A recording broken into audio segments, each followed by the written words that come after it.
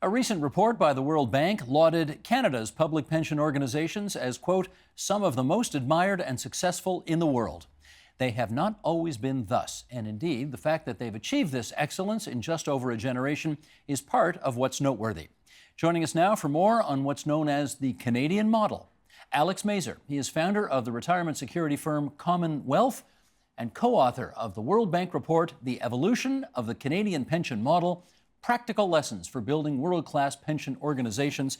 And that's what we're going to get out of you today, some practical lessons and information. Alex, good to see you. Thanks for being here. Thanks for having me. Let's have the quick sort of Pensions 101 history lesson here on how we became, in many respects, I think, the envy of the world because of the way we do pensions. How did it happen?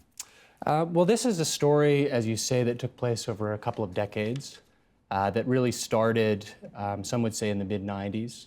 And it started with a form of a crisis. What was the crisis? Well, there was a major underfunding crisis of a lot of our pension plans. The CPP had a major funding crisis. It was set to run out of money. A lot of the provincial public pension plans were severely underfunded.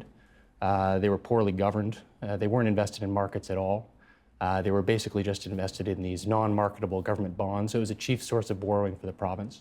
And a lot of the members of these plans were worried about what was going to happen with their pension. They weren't satisfied with them. So who stepped in to do what? Well, it was a combination of efforts from labor leaders, from government officials, from people who came from the business sector to say, hey, we want to help start to create these world-class pension organizations. And over about 2 decades, they turned what were very poorly run pension plans into some of the best run and best governed pension organizations in the world. Those 3 groups you mentioned, business, labor, government, they don't often get together on very much. That's true. That's true. How do they find the sweet spot on this? I'm glad you pointed that out, because that's, I think, one of the key success factors of these plans is really working together to serve the best interest of the member. There's real alignment in these plans about getting the best results for a member of the pension plan, the most value for every dollar that goes in, making sure that the pension promise is delivered on. And when you see people in these organizations, whether they're labor leaders at the board level, managers, investment people working within the organization, they all feel a real strong sense of mission around that. So it's not about shareholder value, it's about value for the member. You mentioned governance was an issue as well. They didn't necessarily follow best practices in terms of having people that had the capability to oversee complex pension organizations. One of the key factors of these plans is they're very well governed, they're very careful in who they put on the boards. They try to be skill-based in who they put on the boards, and they're very focused on continuously improving the plans for the benefit of the beneficiaries and the other stakeholders involved. We should give our viewers a sense about how much money we're talking about here, because these are just phenomenally huge pools of money. For example, I don't know if you've got this figure off the top of your head, but the teacher's pension plan is one we hear about all the time. How much money have they got? I think they're a little bit north of $200 billion now. If you look at the top 10 public pension plans in the country, they manage about $1.2 trillion. And that's a little bit more than a third of the total retirement assets in the country. So they have grown quite large. The Canada Pension Plan Investment Board is now over $300 billion and is set to grow quite a bit more with the recent enhancement as well. So they're increasingly important, not only players in the retirement system, but also in the capital markets and the overall economy. And again, being just crystal clear on this, for the Canada Pension Plan, we're talking about everybody, of course, right? For teachers, we're talking only about teachers. That's correct. For HOOP, for example, the Healthcare Workers of Ontario. Are we talking about RSPs as well, and mutual funds and all of that? So the subject of the report is really focused on public pension organizations. And as you say, that's largely public sector pension plans for government and public sector employees, but it would also include the CPP and the Caisse de dépôt, which manage broader CPP and QPP assets.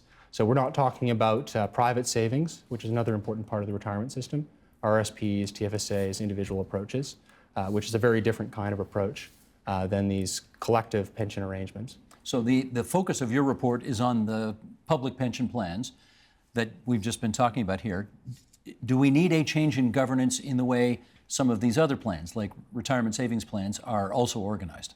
I think we do. One of the findings from the report is that if you do certain things right, which include having the advantages of scale, having really good governance, having professional investment teams that are really designed to serve the member, you get much better results. In other words, you get much better retirement income for every dollar that you put in.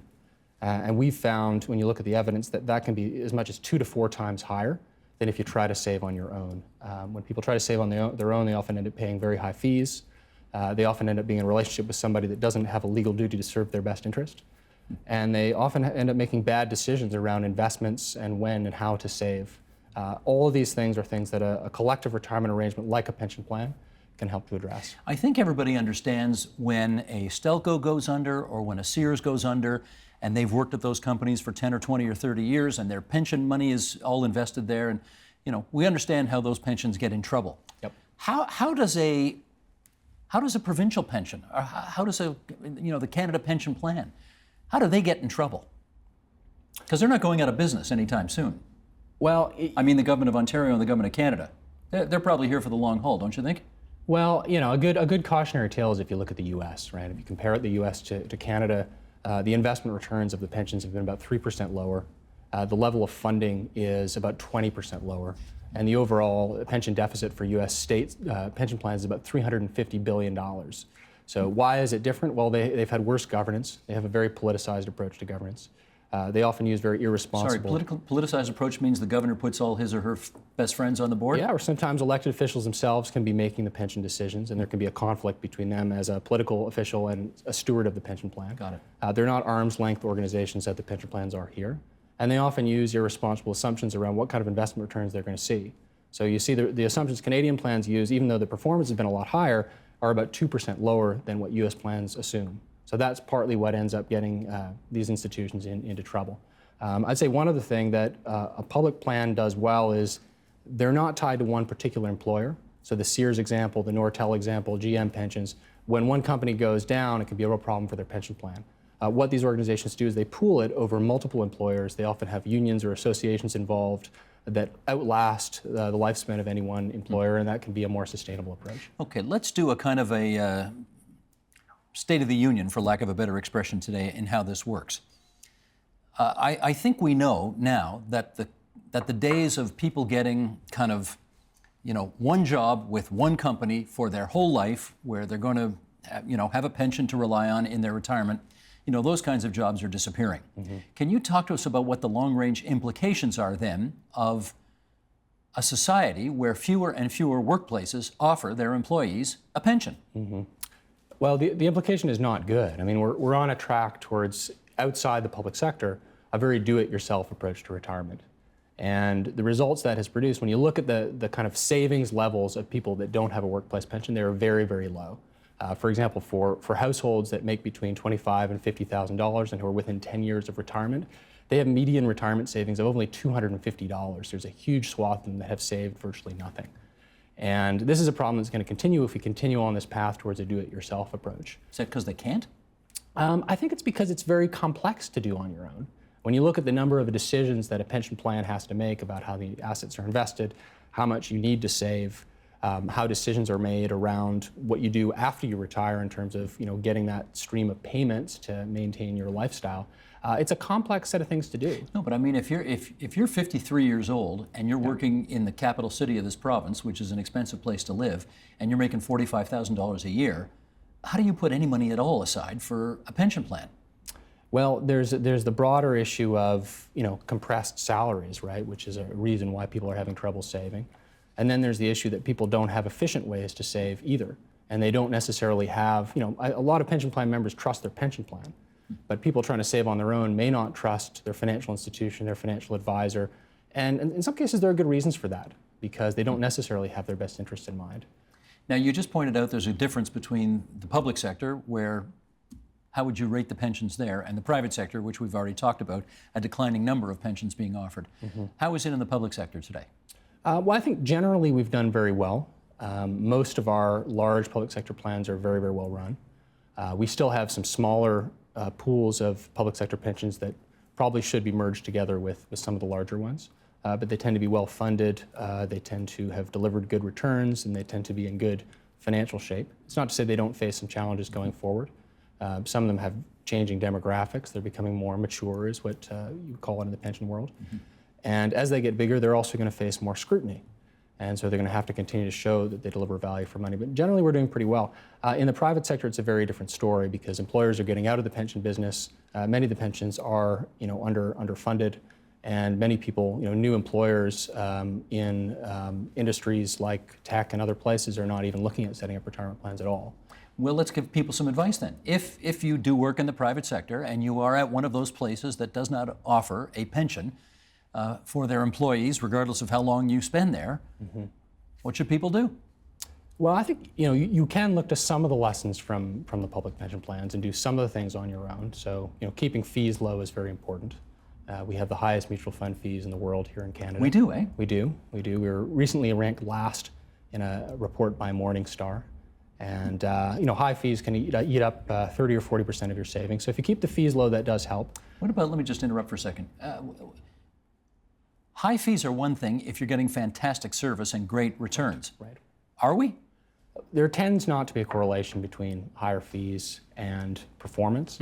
And often what people pay high fees for, which is trying to beat the market, if you invest in the most advertised mutual funds, they're often the most likely to underperform the market because they just had a hot run, and so they get advertised and someone will say they've got 5 stars, they've had these fantastic returns, and statistically then they become more likely to underperform the market. Once everybody knows, horses out of the barn, I guess, at that point. The truth is it's very hard to beat the market, right? Even for a large institution like a public pension plan.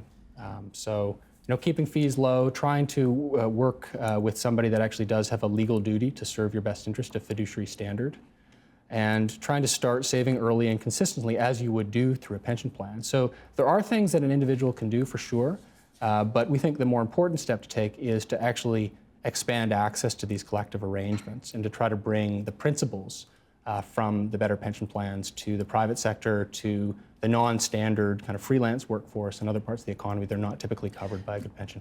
I don't know this for sure, but my hunch is that most people who have a pension plan who don't work in the who don't get one from work and who don't work in the, they don't work in the public sector and they don't get one that work in the private sector, they're dealing with their brother-in-law, or they're dealing with their cousin who's in the business or something like that. That's all the due diligence they do. Right. How do you go beyond that? Well, part of what our business is about is to work with groups like unions, associations, and communities to say, can we set up retirement arrangements for your members that aren't covered by their employer, and to give people access to a plan that is similar to a high-quality employer-sponsored pension plan. Can I ask you a real smart aleck question? Sure. You work at Commonwealth, right? Yes.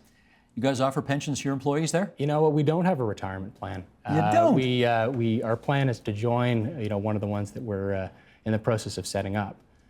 So we want to be very aligned with the people that we're working with. But we want to be part of a larger community plan in the same sense that we think, having a union or association or a broader group sponsor a plan is better than just having a single employer go in and set one up. I see. Because a lot of employers don't want to go to the trouble of setting up a plan. They don't have the sophistication to do that.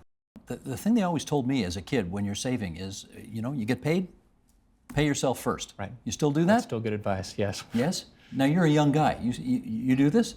Well, I probably started too late, right? If I look back, I made a lot of the same mistakes that individuals make, right? And I've worked in pension policy, I got a law degree, I've worked with pension plans, and, I make mistakes on my own. So I just think the likelihood of an individual doing every single thing right from a young age, and that financial literacy alone is going to be enough to get people to make those right decisions is just not something that's going to happen. How do you get a 20-year-old to start thinking about a pension plan for their retirement? I think it's difficult, right? Yeah. I mean, that's why things like mandatory enrollment or automatic enrollment, using insights from behavioral science, that's what you have to do. Because people tend not to be thinking, as you say, at that age. People often defer decisions like that. So if you'll use a technique to say, look, we're going to automatically put you in this plan, you'll always have the option to opt out. People tend not to opt out. They tend to stick with it. And this has been proven in the UK, the US, and other jurisdictions. It works well. We could be doing more of it here in Canada. Alex, last question for you. How old's your kid? He's 11. He's 11 years old. Are you confident that when he's 5, maybe it'll be older by then, the Canada Pension Plan will be there for him? I'm pretty confident in the Canada Pension Plan. You're only pretty confident? It is. Well, you never know what markets are going to do in the future, but when you look at what the actuaries say, they project it to be sustainable for the next 75 years. And so I think, that plan is in solid shape.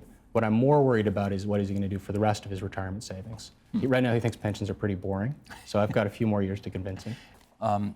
we just, in the last 15 or so minutes, saved people from reading your wonderful 80-page report, but I think they'll prefer to do it the way we just did it. Alex, it's good of you to come in and share your views with us tonight here on TVO. Thanks so much. Thanks for having me.